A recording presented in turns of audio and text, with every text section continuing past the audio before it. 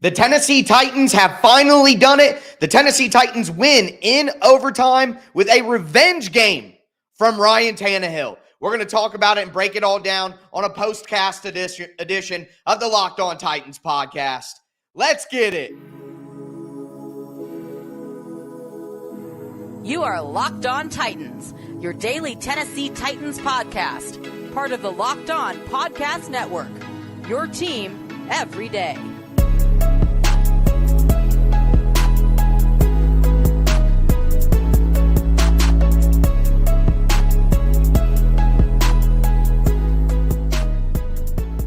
Welcome to a victory edition of a Locked On Titans postcast. Ladies and gentlemen, 8 straight losses we endured together. 7 straight to finish last season. The loss to open the year. But finally, the Tennessee Titans are back into Dubville. A big victory, 27-24 in overtime. Ryan Tannehill.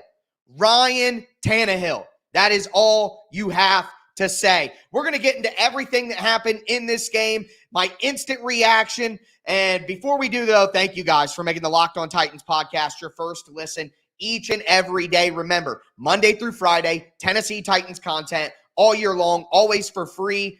It's your team every day here on the Locked On Titans podcast. Make sure you get subscribed, stay subscribed, and throw a thumbs up on the video right now. Throw a thumbs up on the video if you were hype about a Tennessee Titans victory. Man, it feels good. It feels good. And we got to start with Ryan Tannehill. There's no other place to start. Revenge game. Look, everybody was throwing dirt on Tannehill's grave. I went over the tape. I had my own thoughts. I was involved in that as well, but we saw it. All the local media, man, is this really the end of Ryan Tannehill? All the national media, oh, the Titans should start thinking about benching Tannehill. We talked earlier this week, in the middle of the week, about the benching Tannehill conversation. And as I said, the Titans should absolutely not bench Ryan Tannehill yet. You got to let him work through some of these things. We talked about the tape from last week. It was a lot of missed reads that Tannehill had that caused the problems that he had. Now, there is some physical decline from a 35-year-old, but it's all things that you thought could improve as he got more comfortable. And Ryan Tannehill got more comfortable right away. 20 for 24. 246 yards. Had the touchdown pass. Had the touchdown run. I mean, just a great performance. While he got sacked 5 times. I mean, what else can you say? What a response by Ryan Tannehill. He was hanging in the pocket. He was delivering throws on crucial plays. He made great passes. He found the open man. I mean, he didn't even have a play that was close to a turnover, in my opinion. Maybe one pass over the middle that was pretty close where he forced it to Hopkins. But overall, what an incredible response from Ryan Tannehill. And you have to remember, the revenge factor isn't just on the haters here. Tannehill didn't just get revenge on everybody who was throwing dirt on his grave. Where did Tannehill get hurt last year? Against the Chargers. So this had so many layers of redemption for Ryan Tannehill, and to see him go out there and outduel Justin Herbert at the end and win the game for the Titans after they had lost 8 straight games in a row and after everybody was jumping off the ship, this is an amazing performance by Tannehill. He deserves all the credit. There should be no Tannehill slander. He was accurate. He made big throws down the field. Guys, those 2 explosive throws. The completion to Burks. I mean, let me know, scale of 1 to 10. How hyped were you after the Treylon Burks completion? I mean, the Titans look like, Mike Vrabel said after the game that the Titans were leaking oil. It was 11-0. The Chargers were starting to assert their dominance on the defense. I mean, this is a good offensive team. This Titans defense isn't the 85 Bears. We hope it might be, a good defense, a really good defense. This Titans defense still has its problems, all right? And we're going to talk about that more later on tonight when I do my full 30-minute recap. So this Titans defense wasn't going to be able to hold down the Chargers under 20, okay? They just weren't going to be able to do it. And this offense, down 11-0, stepped up with a huge explosive play to Treylon Burks, 70 yards. I mean, that is what Treylon Burks was drafted to be. He is the deep threat. He is the guy who makes plays down the field. And then Tannehill, that throw to Chris Moore. What a catch by Chris Moore. What a catch by Chris Moore on that 50-yard completion at the end. I mean, just huge throws by Tannehill. Huge throws. He hit the short passes. We got that crossing route to DeAndre Hopkins late in the game to set up the final touchdown.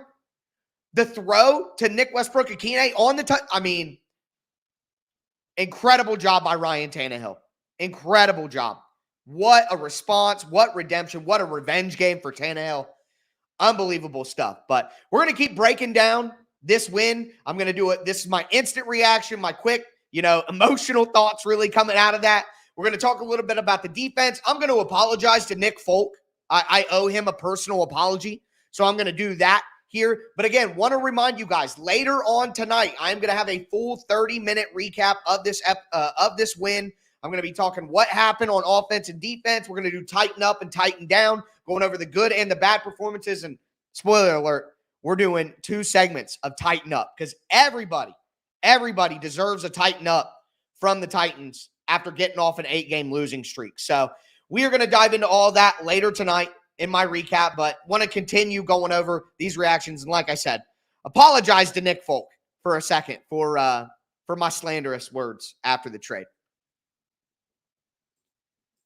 Before we do, though, do want to let you guys know that this postcast edition is brought to you by LinkedIn Jobs. These days, every new potential hire can feel like a high-stakes wager for your small business. You want to be 100% certain that you have access to the best qualified candidates available. That's why you have to check out LinkedIn Jobs. LinkedIn Jobs helps you find the right people for your team faster and for free. All you got to do is create a free job post on LinkedIn Jobs, add your job in the purple hashtag hiring frame to your LinkedIn profile, and they're going to spread the word that you're hiring. They have a ton of simple tools like screening questions. It's why small businesses rate LinkedIn Jobs #1 in delivering quality hires versus their leading competitors. LinkedIn Jobs helps you find the qualified candidates you want to talk to faster. Post your job for free at linkedin.com/LockedOnNFL. That's linkedin.com/LockedOnNFL to post your job for free. Terms and conditions do apply. Also want to let you guys know that this postcast is brought to you by FanDuel.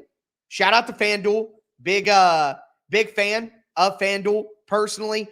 They're America's #1 sports book for a reason. I told you guys that the Titans at +3.5, the line ended up going down to +2.5 for the Titans. I saw before kickoff, but +3.5. We talked about it on Thursday night and on Friday morning. If you guys hit that on FanDuel Sportsbook, you're feeling good about your Titans bet right now. But just want to let you know that new customers can actually get $200 in bonus bets right now, guaranteed. All you got to do is place a $5 bet. That's $200 in bonus bets, win or lose. You can bet on everything from spreads, player props, over-unders, and more. Visit FanDuel.com/LockedOn to kick off the NFL season. That's FanDuel, official partner of the NFL.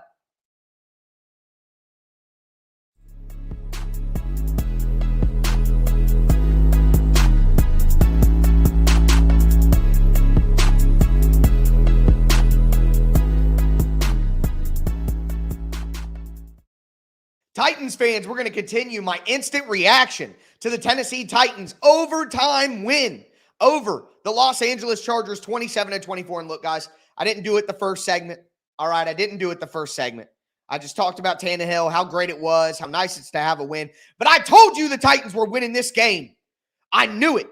I knew it. This is a Mike Vrabel special. All right, the entire world is against the Tennessee Titans. Home underdogs to a team like the Chargers. And what did the Chargers do? The Chargers were chargering. Terrible penalties. What were they doing on that drive in overtime? They were discombobulated. Let the Titans come back down double digits. No way. No way the Titans were losing this game. I refuse to give up on them that early. All right? So, good stuff, Mike Vrabel. Way to get the win, man. Way to get the win. Huge. But we talked about Tannehill in the offense. Give credit to the coaching staff. But the Titans' defense, look, it wasn't always pretty. And as I was just saying, maybe some thought that this Titans defense would be, top 5 in the NFL, top 3 in the NFL, best defense in the NFL. We probably got to pump the brakes on that a little bit. The pass rush fell off late in the game. They made clutch plays, and that's what matters. But the pass rush for the Titans throughout most of the game wasn't really where you hoped it would be based on our expectations. We knew that the coverage unit, we knew that, especially with Hooker out and with Fulton out, we knew that they would probably struggle against that passing attack. There would be some advantages that were taken there. And that all happened. Pretty at times. But clutch. Absolutely clutch. Harold Landry getting that sack at the end of the fourth quarter to force that field goal. What a time for Harold Landry to step up. Harold Landry did not play well in week 1. Hadn't really seen anything from him throughout the game. And for him to step up there on that third down in a critical moment. And, I mean, ultimately, it allowed won the game for the Titans, right? Early on, the Titans were getting better pressure. I mean, Simmons makes the sack early. Danico Autry gets the sack, but that sack by Harold Landry. And then the Titans defense to just 3 and out. The Chargers in overtime. You're done. You're not even close. The Chargers didn't even get close in overtime to looking like they were going to have a productive drive. Didn't even get close. The defense stepped up in big moments. And that's what the Titans need to see, because there are good offenses in the NFL. You can't expect the Titans defense every week to hold teams to like 16 points. It's just not what it's going to be every week. We all knew coming out of last year that a lot of the times the defense did enough. It's the offense that had to improve. And for the Titans offense to improve, and then the Titans defense, when they looked like they were struggling and they were giving out, those clutch plays at the end, overtime, incomplete, deep, SMB knocking it away. Second, incomplete, deep. I mean, the Chargers fell apart in overtime. Harold Landry getting that sack to get the Titans to overtime, absolutely clutch. So it wasn't all pretty for the defense, no doubt, but absolutely clutch. And then finally, here's what I want to say. I was bad with my reaction to the Nick Folk trade, and I owe him an apology. I was wrong. I didn't think it was wise to give up a 7th-round pick to go get Nick Folk, and I was wrong, because Nick Folk has been nothing but absolutely clutch. He's made every single kick. It hasn't even been a worry. And it was crazy, man, because if you're watching that game on TV, literally once the Titans got the ball in sort of field goal range in overtime, it just started pouring down rain, pouring. And then right before the kick,